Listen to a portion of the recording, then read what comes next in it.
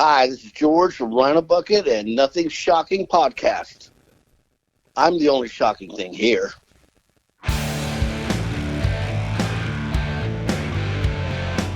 Want to know what's going on in the world of music? Then tune in to the Nothing Shocking Podcast, a non-genre based, all-ages friendly rock and roll program. Join us weekly for interviews with all your favorite rock stars from the mainstream to the underground. You can find us at nothingshocking.libsyn.com or anywhere you download podcasts.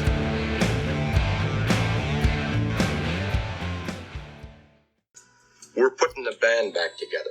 The numbers all go to 11. I'm talking about bands that rock. Led Zeppelin.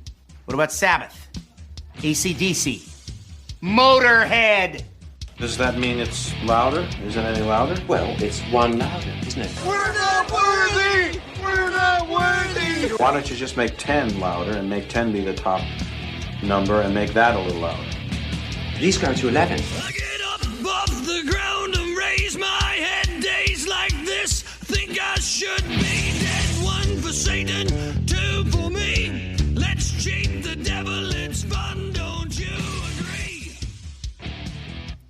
Welcome to the Nothing Shocking Podcast. I'm your co-host, Jeff Untied, and with me in Dog Bowl Studios is Coach Nez. You can find the Nothing Shocking Podcast on Libsyn or any podcatchers. Like our Facebook page or follow us on Twitter at NoShockPod. You can also find the Nothing Shocking Podcast on Rock Rage Radio every Sunday morning at 7 a.m. Central Time. We would like to thank our sponsor, Ragged Records, located in downtown Rock Island, Illinois, and downtown Davenport, Iowa. We would like to thank the Hong Kong Sleepover for allowing us to use their music for our intro and bumper ending. Tonight's guest is Georg Dolivo of Rhino Bucket. Yeah, they're working on some new material right now. I think they got a European tour coming up in 2023. Yeah, man, what a great interview. Let's get right to it. All right, good night. Good night.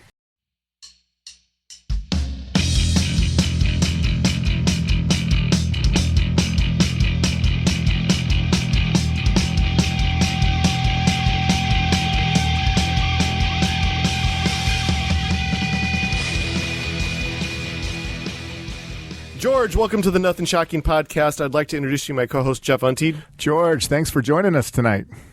Oh, it's a pleasure to be with you guys. What's up? Hey, we are so excited to have you tonight, and thank you for all the correspondence. And, hey, thank you for doing this with us tonight. We're excited to have you. Yeah, this should be fun. Absolutely. So let's get right into it. Currently, Rhino Bucket has been working on new material. How much progress has been made, and when can we expect new music from Rhino Bucket? Well, basically, we've kind of changed the way we do, how we work on new songs, like really quickly, like in 30 seconds or less. It used to be very collaborative. We'd all be in the same room. This was like in the early days, and we'd sit there and pound it out and, like, hurl insults to each other, like, can you please possibly play something of value or just shut up? That kind of tended to be sometimes counterproductive, but so now because we're all scattered throughout the world, we kind of individually come up with our stuff, and then we send it to each other, and it's more of a positive environment, and then we do get together before the recording actually and work them out, and sometimes there's radical changes, and sometimes there's really not, but it's also refreshing because I think in the beginning, the songwriting was kind of dominated by Greg and myself, and there may have been some, like, just hesitation on the other members to, like, bring in their ideas. Like, that's that classic joke, like, what's the last thing a drummer says before he gets fired from a band? Hey, guys, I got a song idea. So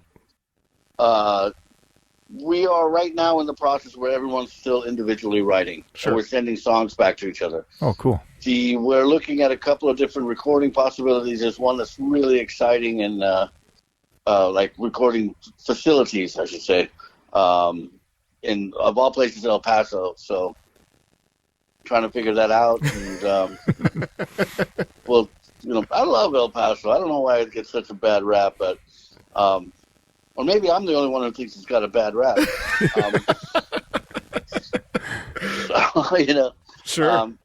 I'm looking forward to that. We're still in the early process of we have songs, but nothing that I would And there's a couple from, that I think will definitely be on the album already, but we're not ready to book a studio yet. And so, and one of the studios I'm kind of excited about is this place in El Paso.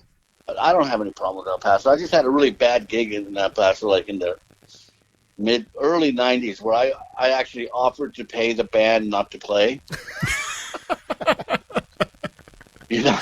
It was like the last gig of this like really rough tour, and like we were there, and at one point backstage, they're setting up production, and I'm like looking at the guys in the band. It's like, I will pay whatever you think you're going to make tonight. The numbers were set. Whatever you're going to make tonight, I will personally pay you out of my personal bank account for us to get in the fucking bus and get the fuck out of here now. But cooler heads prevailed, and we ended up playing, and it was a good show. It was fine. I was, maybe I was, spotting or something. Who knows? Very good. Yeah. Jeff, you got the next one? Well, when you guys get in the studio, do you guys, record you probably already have them all demoed and stuff like that, but do you record all your songs and then try to weed them out into which ones you're going to pick for the album, or do you just settle it beforehand and then only record those songs you need? Oh, well, usually that's a great question, actually, because we've done kind of both. And what nobody does anymore, because everyone thinks that they're a computer Pro Tools expert and all that kind of stuff, is like they don't do pre-production anymore. They go like, oh no, we'll just go in there and lay it down and make it. I love that word, organic. We're gonna make it organic. So all right, so you're gonna go in there and not give a shit. It's like it's like, get away from me, organic. Like what the fuck are you talking about? So I actually insist on doing pre-production. Not only with the band before we meet who's ever going to be doing the recording or producing or stuff like that, but also with them. And during that time, and I'm not talking about months on end or weeks on end. The pre-production for the last album was, I think, 4 days or 5 days. But it opened up a discussion, because Eddie Spaghetti did that one with Eddie, where we were talking about, this song, that song, what would you change, what would you not change, without paying $300 an hour. Yeah. And like this, the older you get, the cheaper you get. It's like, yeah. Like, no, today's catering is brought to you by Arby's. Thank you. Again, everyone hates. Well, maybe I only hate Arby's. I don't know. I live in a very weird, isolated world. So we try. What we try to do is we try to come up with what we absolutely want on the album. But sometimes it's tricky with recording, because sometimes what sounds great on a demo, what sounds great live, you just can't get it on the recording. So then we always add 2 or 3 songs that we still like, that we think maybe they won't make the album. And quite often, one of those songs will replace the songs on the album, because the recording, the vibe was just right. It was, it just worked out. Oh, very good. Yeah. More of a technology question here. As the evolution of technology in the realm of things in the recording studio goes, how do you and the rest of the band prefer recording new material? I know you talked about getting into a proper studio, but as we see so many musicians, artists own their own studios, and they can do this out of their own home. Where are you at in the rest of the band at when it comes to recording your new material? Is it still getting in the studio the old-fashioned way and hashing out that way, or will you ever kind of fall in line with some of the other bands and do it from your house? How's it going to work? I don't have anything. I don't have a problem with doing anything out of a house if it's set up properly. But well, no, you know what? Let me take that back. I have a huge problem with setting up in just someone's fucking house. It's like, unless you're fucking running the mobile truck that fucking did Exile on Main Street for the Stones, that's just like, talk about killing a vibe. But I'm used to being in studios. Yeah. There's a certain vibe and there's a certain pressure that I like to insert on myself, because in your house, somebody can say like, oh, it doesn't seem like we're feeling it today. You want to watch the Dodgers? It's like, well, yeah, I do kind of like, I'll watch the Dodgers. I'm a Man United fan, but I love the Dodgers too. It's like, but so not that, but when you're in that traditional studio and the clock's ticking, and with every click of the clock, there is a certain amount of money being spent, it makes you focus a little bit more on making sure that you're not being frivolous. It's like, well, let's just try every variation of that chord we can come up with. No, let's pick 3, and one of them is going to have to do it. So I like that. We all have our own setups. I run a Mac laptop with Logic Pro X, which I hate. So I usually end up using just GarageBand with a loop drum and just to give the idea. I think Dave uses Cakewalk. Brian he has Logic, but he hates it as well. So maybe he just uses GarageBand. And then Reeve uses something, I don't know what he uses, but it's enough, Dave likes to make really good sounding demos, and he does a great job of it. And I cannot be bothered to do that. So there's this mix of it all. But at the end of the day, all I want to hear is your melody idea, your lyrical idea, what the band is going to do, generally speaking.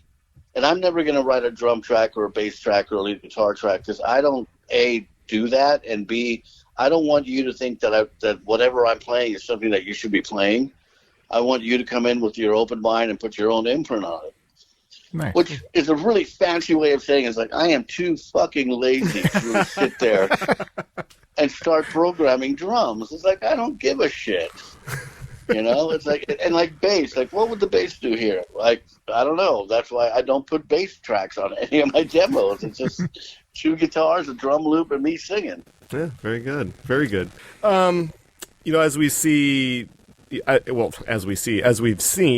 the industry changed so much. The music industry changed so much as far as, releasing full-length albums. So many bands now, if they're going to release new material on a tangible product, it's an EP, a 5-6 song EP. It seems like full-length albums are not what they were, or they're releasing singles. And you already spoke about releasing a full-length EP. Full-length LP. Excuse me, Jeff. Edit that. Where are you at? Would you and the rest of the band ever consider releasing an EP, or is that just something that's just Rhino Bucket is a full album-length formatted band, and that's just what you're going to stand behind? How does it work? Oh no, as far as we don't really stand behind many things other than that, we don't want to do a ballad. And by ballad, we've done bluesy, balladish kind of songs, but I'm never going to sing about how you broke my heart when I was 17 and I can't go to life for prison because I'm underage and all. Just shoot me in the foot, and, But other than that, we're open to it. We had discussions about we thought there were some bands that had success by doing a single, but then also attaching it to a multimedia kind of release. There would be a video, and maybe the video could go viral because it was funny or shocking or what have you, and then EPs and all that. We're all open to it, but the reason I guess why we always aim for the full length CD, because that's. If I gave you a single, let's say I showed up at your guys' studio and I go here's the new Rhino Bucket single, and you guys heard it and you guys were wow, that's great. Mm-hmm. What else you got? Well, that's it.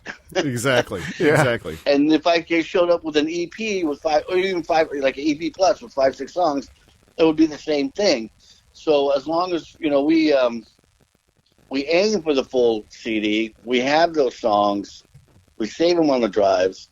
So in that case, if nothing's really happening and we can only foresee a realistic, viable future to release one song at a time, when you said that question to me, what else have you got? Now I have 11 other songs, and I got this. Mm-hmm. It just makes more sense. It's kind of like going into a whorehouse. You want to have sex with 12 of them. You're probably not going to get past the first one, but aim high. Yeah, exactly.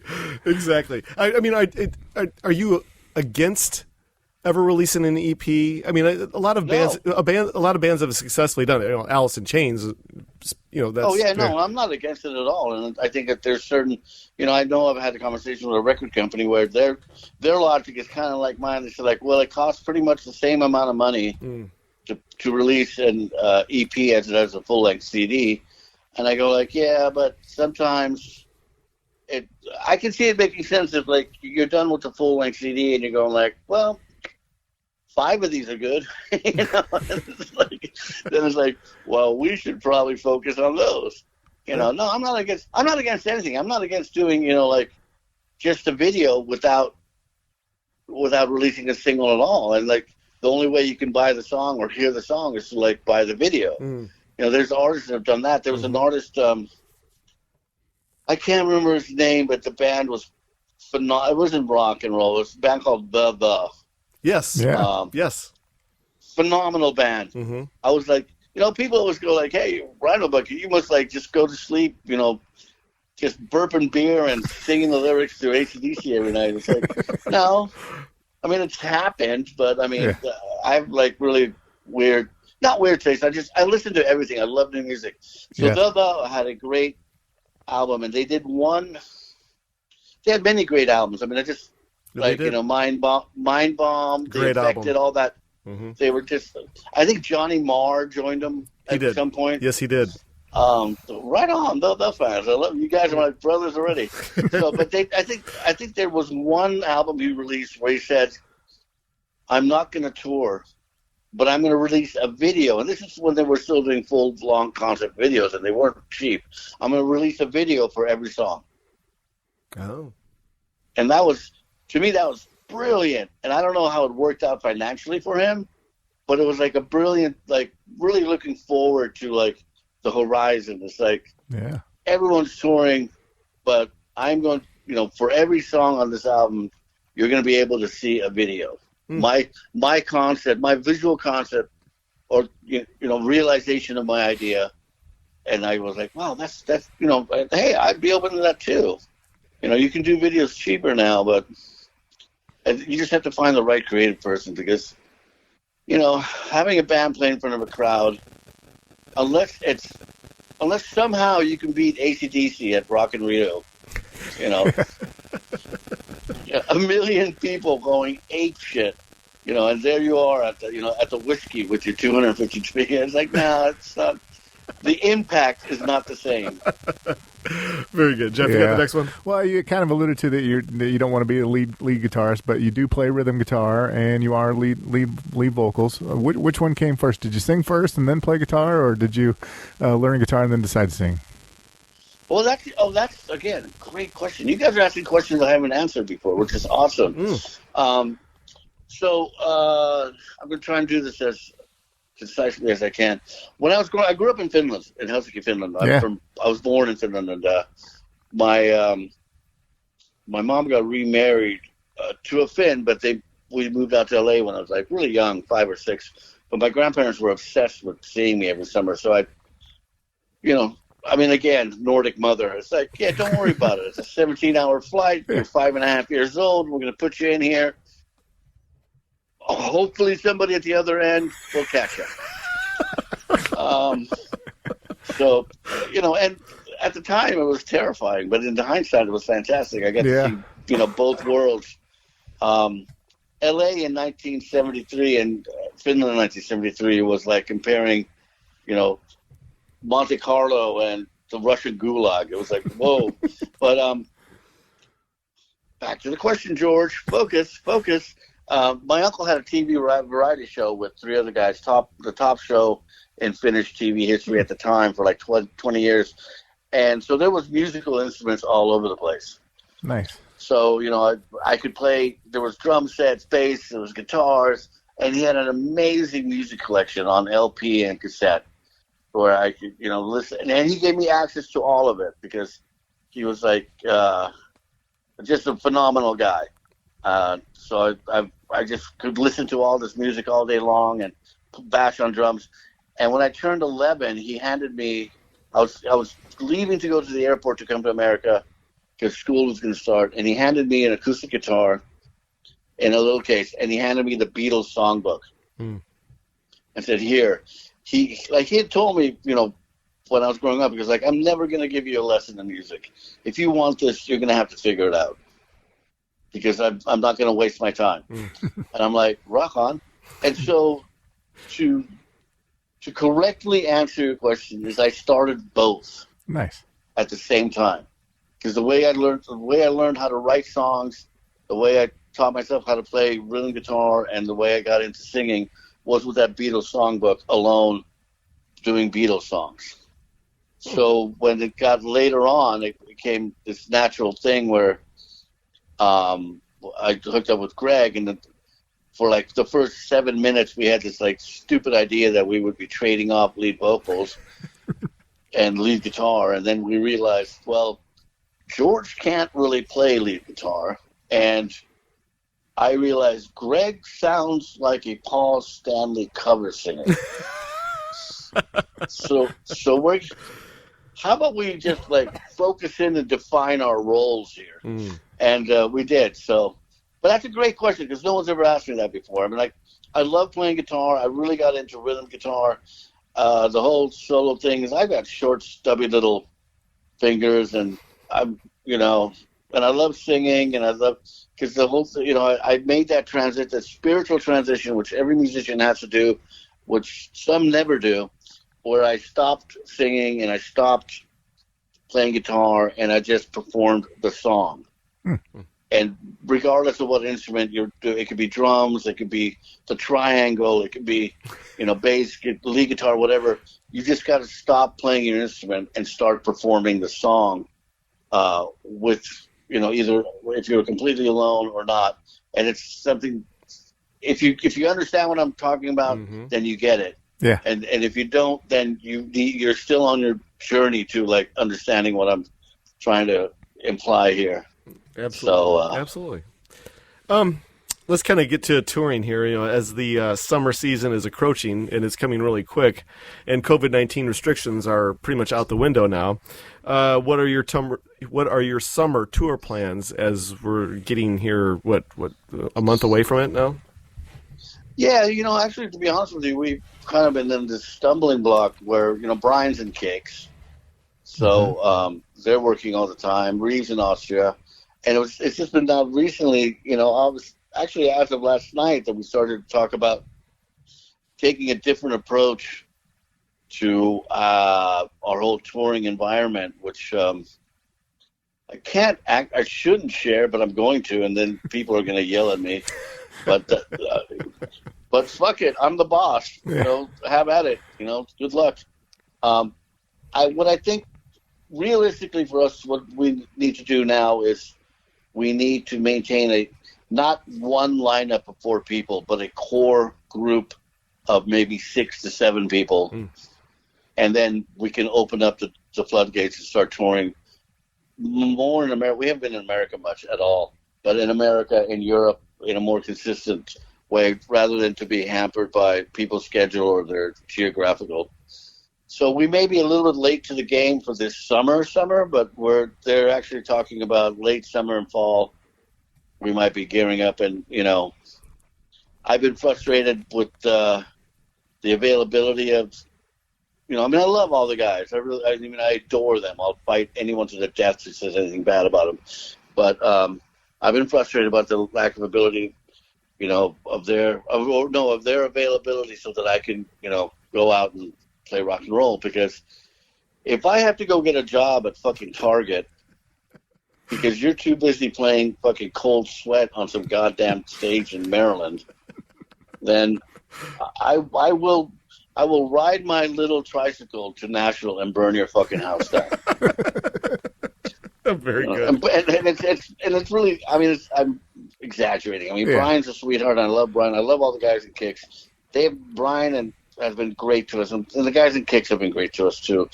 Like, they really have, and they've tried their best to be, accommodating, but they got to make money too. So it's kind of like we're working out this thing. Like, Brian may not be at every gig, but I have lots of really good guitar player friends that are into it, and nice. And people that I've talked to Brian about, because I want Brian's input on like who does that. Yeah. Reeve may not be at every gig here, and then Brian and Dave may not be at every gig in Europe. I don't know. But I'll be at every gig. As long as my supervisor at Target says it's okay. Yeah. Well, I guess I got one more question before I'm going to hand this off to Jeff for the next question. But to capitalize on what you just got done talking about was, with there being so many summer touring options for heritage acts like Rhino Bucket, what type of touring fits Rhino Bucket at this point in your career?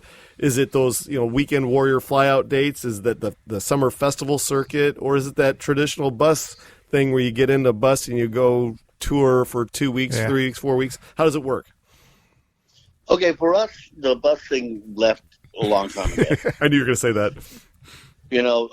And again, it's not that there aren't bands that can do it, but, like in Europe, I can play 7 nights a week in Europe for the rest of my life in front of, if I'm willing to go as low, like, I can go as low as capacity of 150 to, like, whatever, 500, 600, 1,200.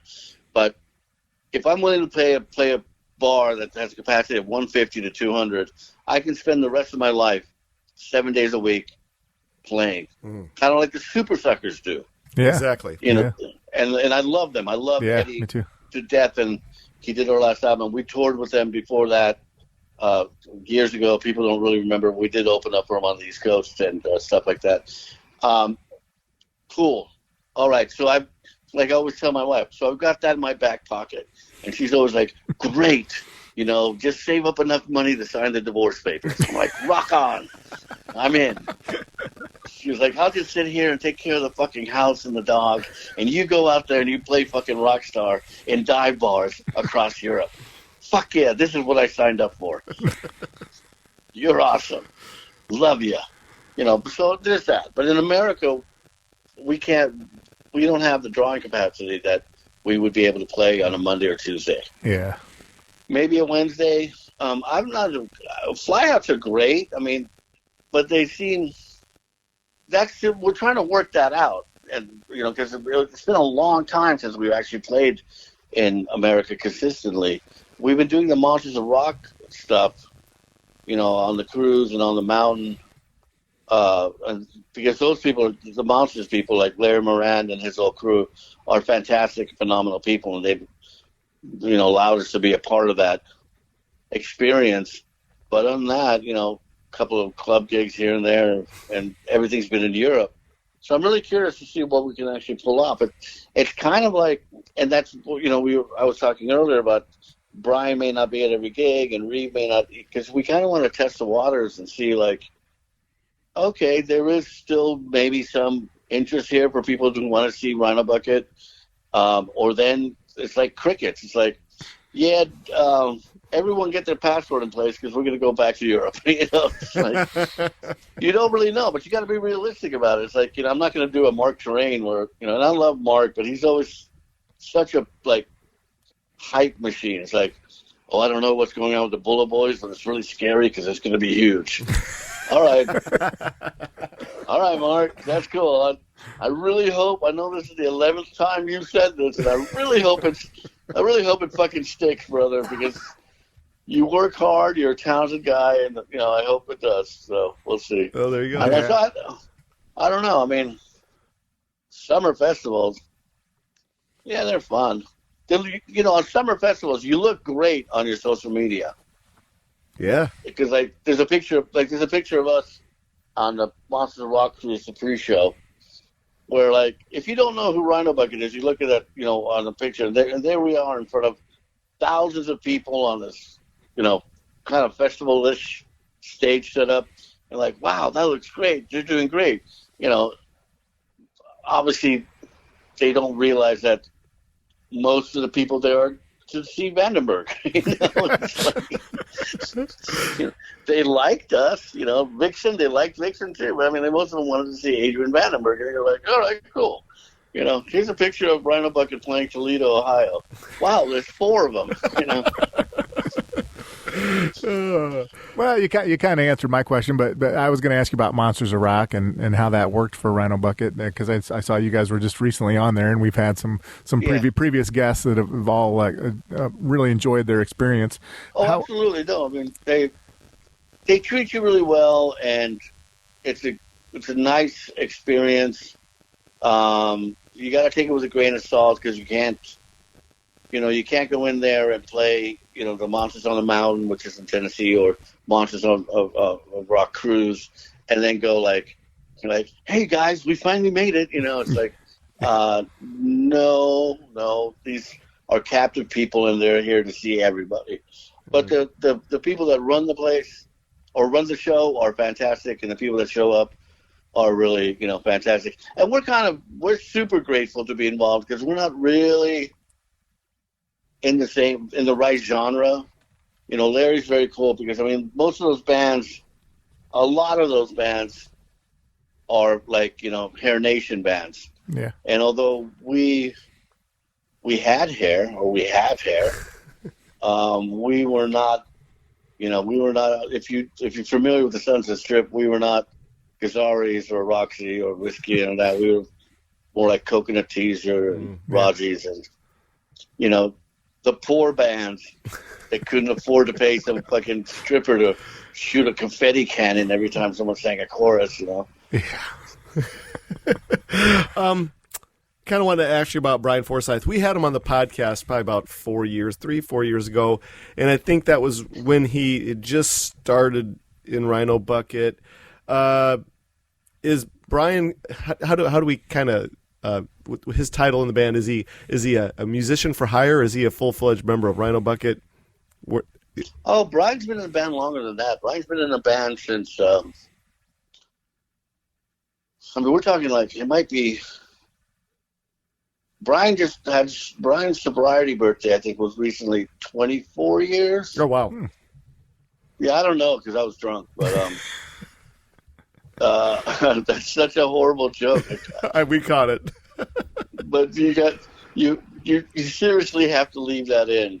We will. Oh, yeah. Because everyone that loves Brian will be offended, except for Brian, because he'll think it's funny.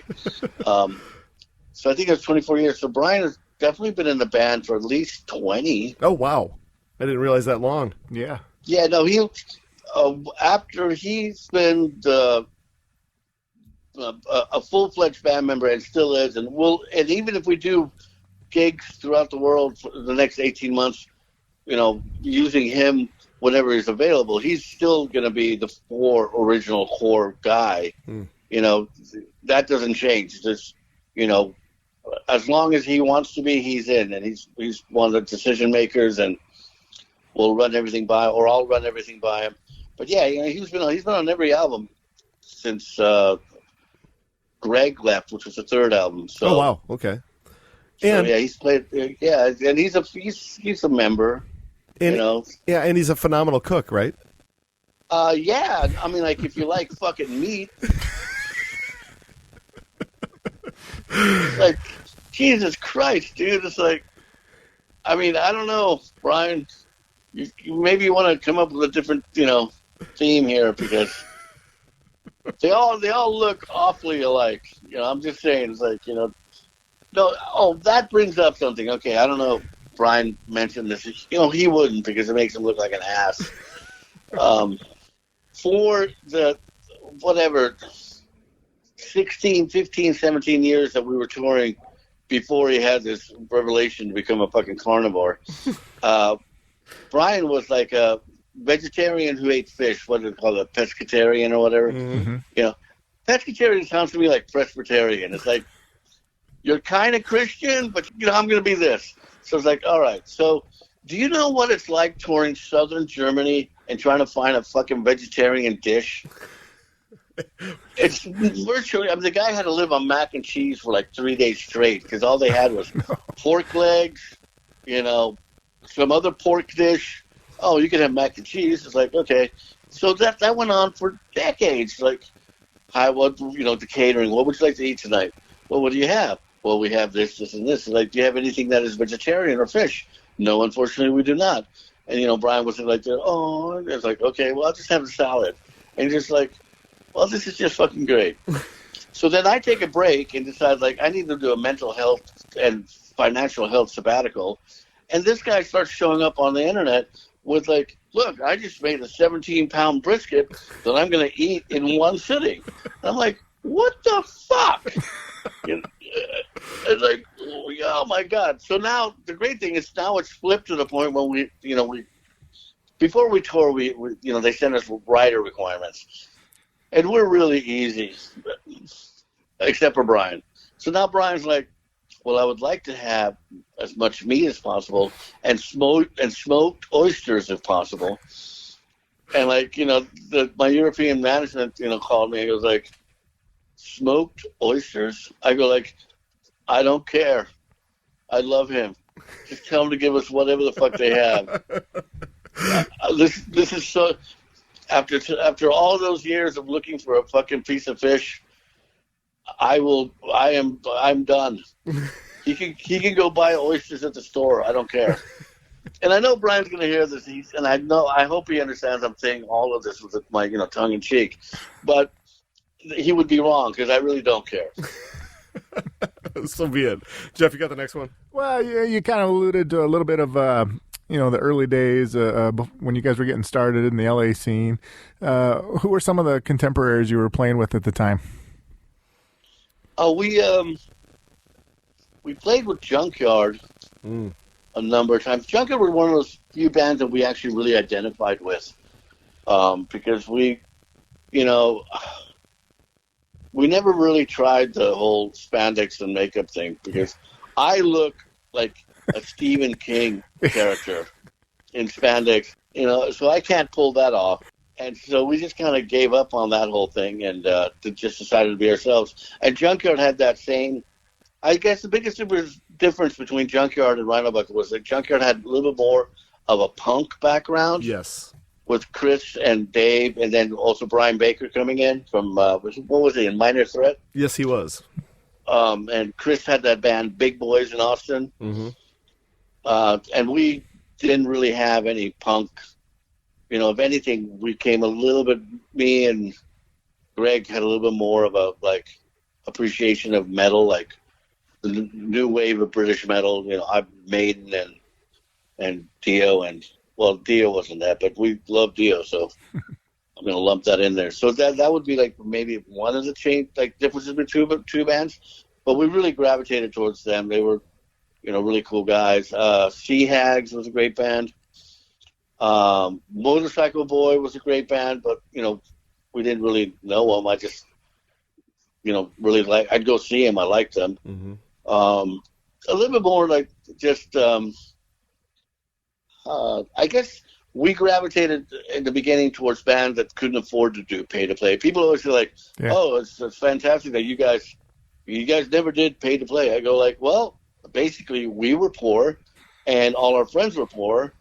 And so it would have been a disaster if someone gave us, 100 tickets to sell at $15 a pop. We would have just, we sold 4. That's all mom and pops could afford. I want to take this to 1990 when Rhino Bucket released the band's debut album on Warner Brother Records. It's over 30 years old. And this album still has this major cult following behind it. Can you take us back to a little bit more about the creation of that album? It really feels or felt like the band kind of caught lightning in a bottle. Oh yeah, well we got really lucky.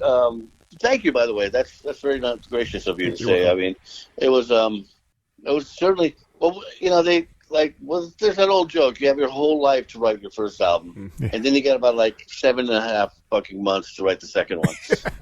But the first one, we were fortunate in that we had, Greg was this, had a work ethic second to none, and so we had a lockout, our own little lockout rehearsal studio down in Vernon, and then later in North Hollywood. And even, we were signed to Warner Brothers, and they were working out who was going to do the album as producer and engineer. And so very un-rock musician-like, we would still show up and rehearse 6 hours a day, every day, 6 days a week. Just working on songs, just really... So we were ready, and then we got kind of a mixed bag of fortune there. It's somehow we ended up with Daniel Ray as the producer. And he was pretty pointless. Yeah, and then this has been echoed by Greg as well, and all that. Nice guy, but just just really didn't get it. But then we got lightning in a bottle, but by the fact that the head engineer, the recording engineer, was Brendan O'Brien, who had just done Black Crowes and has since done like everyone, like Aerosmith, AC/DC, and all that. And Brendan really saved that album. He just did a phenomenal job, and he realized who we were and saw that, okay, this is what we're going to do.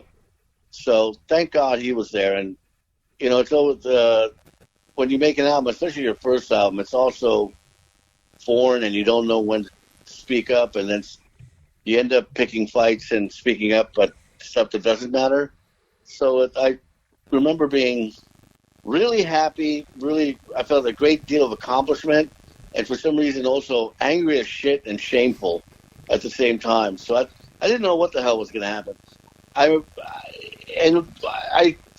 To the day I die, I will thank Brendan for sticking to his guns and letting us have our natural guitar sounds.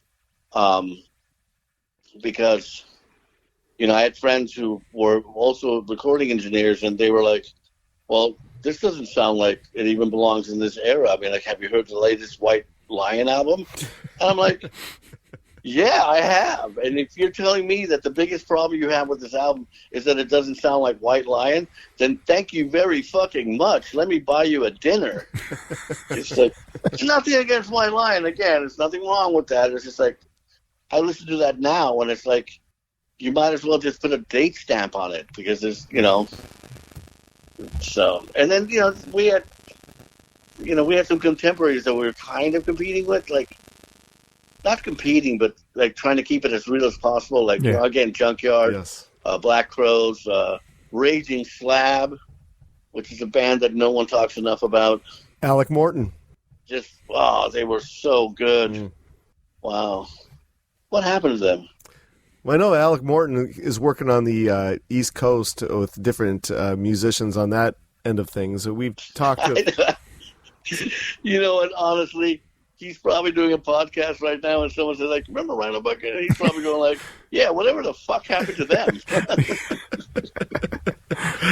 Jeff, you got the next question? Well, yeah, I was a big collector in the early to mid 90s of soundtracks.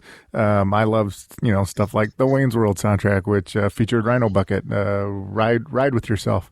Did that album have any influence on you as far as like a lasting impact or anything like that? Oh, well, again, I love it the way you say, like, Wayne's World soundtrack featuring Rhino Bucket. Sandwiched right in between Alice Cooper and Queen. Oh, no, it was great. I mean, it was really nice. It was like, I remember Greg and I the other guys had taken off back to LA, and Greg and I were stuck in Memphis. Well, not stuck in Memphis, but we stayed in Memphis to be a part of the mixing process. And we had been there for a while in Memphis, already like 4 months or so, and we were getting a little like ants in your pants to like, it's time to maybe go home and, I don't know, have sex with someone you live with. As opposed to, never mind. But it was nice because, we took the night off and we saw the movie when it first came out, and to see your, it's such a cliche, but to see your name, really big on that silver screen at the end on the credits that was something like, and to be next to the guy who did the song with you was really cool. And I was like, right on, that's very nice. It was a nice way to see kind of how the industry worked, because we ended up, our main source of income with Acetate Records, who we've now been with for a long time, is placements. We have a lot of placements in NFL and MTV, incidental musics, and all that kind of stuff. So you kind of saw there was a different side to the music industry. It was nice. I don't know. The paychecks were great. Yeah. Well, the initial paycheck was phenomenal. It was like, oh yeah, woo, we got to do more of this. And then there was even a one time before cable really became a huge thing, that every time they played Wayne's World 1 on network TV, I'd get a royalty check for my 23 seconds of music on that movie for about $563. Nice. So Right. So I used to call up the fucking networks and request the movie, right? Hey, you guys played this movie last Friday night. I'd really like to see it again. Can maybe put it on a heavy rotation? Daddy wants a Porsche, Yeah. Well, your next album after that, 1994's Pain, featured a new drummer, Simon Wright, AC/DC fame. Are you able to talk a little bit about Simon Wright being in the band and how that came about? Oh, of course. Yeah, I can talk about anything you want except for that one racketeering charge I picked up in the late 90s. I had no idea what was on that fucking plane, so we'll just leave that where it was. Simon... how'd that come about? Liam, our original drummer, and I know you guys are going to want to talk about this at some point. I hope, because I want to be really clear about it. Because a lot of people think that a lot of people misunderstand my relationship now with Liam, who is now Jackie, as she transitioned from male to female. Jackie is someone I love dearly, and we're still in contact and we talk well. But at this point, she was still Liam, and Liam left the band. I'm not really sure ever why. Ended up suing me for something, and the lawyers just thought it was better for me not to know, I guess. I found out, afterwards. It's like, well, who won? He goes, we settled. Like, what did we settle? Because, don't worry about it. I'm like, oh, okay. And, when you're young, you're like, yeah, fine, I'm not going to worry about it. Nowadays, I'd be like, wow. But, so she left, but coincidentally, I say she because I'm so used to it. She left, coincidentally, his girlfriend ran into Simon's wife. And they kind of knew each other, I suppose. And so Desiree, this is Simon's ex-wife. Yeah. And she has since passed. Rest in peace, Desiree. Went what's going on with Liam? And, his girlfriend goes well, Liam quit Rhino Bucket, and they're looking for a drummer. And Simon at the time had already quit AC/DC and wasn't in Dio yet full time, so he was living in Fresno. They had horses and all that kind of stuff. Mm-hmm. So we just got together with him, and it's like birds of a feather again. No one's gonna wear eyeliner around here, so let's all just be cool. And we it just clicked. So we did the Pain album together. We did a tour, and then he went on to go to Dio. But he came back. I think he did another couple of albums with us, at least. Yeah. At least one. And then he also did some touring with us. He's just one of the guys. He's just one of the guys. He's really down-to-earth guy. Phenomenal drummer. Just, frightening as how good he is. And, but a really down-to-earth guy, a really, good, a good person, to be honest with you. Nice. Yeah. All right, so we're running out of our allotted time, so I have one more question for you. I wanted to bring this back to the debut album. We always hear different stories about labels and their support for artists. And when Rhino Bucket signed with Warner Brothers, how did the Warner Brother ideology fit with the Rhino Bucket sound and their ideology as far as the music went? Did you feel as though that Warner Brothers did they try to dictate too much how the band should sound, or did they give you guys the freedom that you deserved? Well, they gave us the freedom that we deserved 100%. They were super artist friendly in that respect. One of the reasons we got demo offers from everyone, from all 11, 12 major labels in LA. They wanted us to do a demo deal. And it was Liam, our drummer at the time, who said, we don't want to do demos. We want to do albums. And the last two that were left standing were Geffen and Warner Brothers. And Geffen made the tragic mistake of saying, okay, well, we got to talk about, what's the ballad going to be? I swear to God, this is a true story. And we all just looked at each other and said, well, the ballad's going to be that we're going with Warner Brothers. And so Warner Brothers, we had a meeting at Damiano's Pizza. I don't know if it's still there on Fairfax. And it was the most anticlimactic way to get signed to a major label when you're a young kid at 24 or 23. They go well, what kind of album do you want to make? As we're chomping down pizza and drinking beers. Well, something that sounds like us, real, non-pretentious, all that kind of stuff. And they go like, okay. And that was it. Next day we get a call from our lawyer, and the guy goes like, oh, congratulations, you just got signed by Warner Brothers. And we're like, huh. Again, where's the stripper with the confetti? It's like, I feel like I'm missing out here. My wife just walked in. I go, where's the stripper with confetti? She waves at me. Right here, buddy. Awesome. Well, we're out of our allotted time for this evening. Okay. Is there anything that we left off tonight that you would like to promote or plug? No, just, okay, two things. A, we're always around, so, like, don't be lazy. You can Google Rhino Bucket, and something will show you that, maybe we're going to be touring. And like we said, we're going to work out more touring now for America and Europe. We're going to do new albums. So be a little proactive in the bands that you support, Absolutely. Yeah. So don't just sit there and wait for that banner to show up. And then be, just for the love of God, if you have a live venue around you, and, even I'm not a huge fan of tribute or cover bands, but I love the fact that musicians can work. Go out. Go see live music. Yeah. If it's an original band, buy the fucking T-shirt, even if you don't like them, because at least they're trying, Absolutely.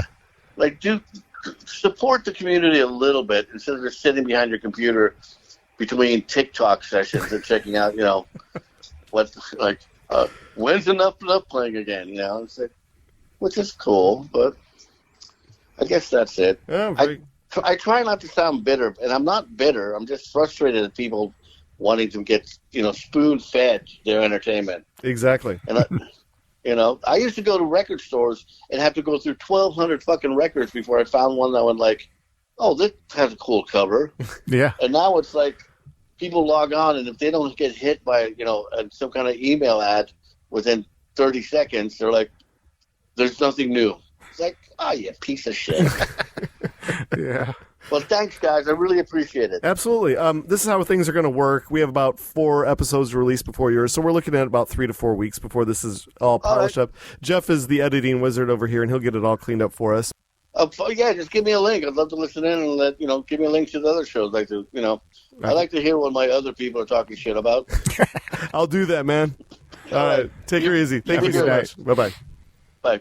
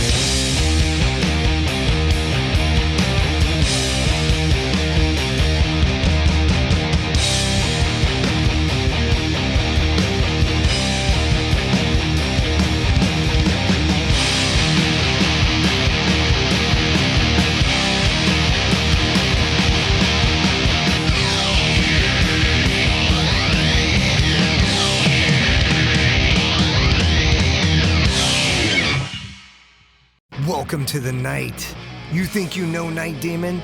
Then the Night Demon Heavy Metal Podcast is for you. Step into the darkness as we peel back the curtain to give you an unprecedented, all-access look into the mind and the heart of the demon. We're talking band history, song analysis, studio anecdotes, stories from the road. It's everything a diehard Night Demon fan could want and more. This is the only place to learn the inside scoop, the deep dive trivia, the untold tales from the band members themselves and those closest to the Night Demon story. Need more? The sacred Night Demon Crypt will be pried open to reveal demo recordings that have never before seen the light of day, all with in-depth commentary by the band and the people who were there for the writing and recording process. This is a gold mine, a treasure trove of all things Night Demon. Head over to nightdemon.net or wherever you listen to podcasts.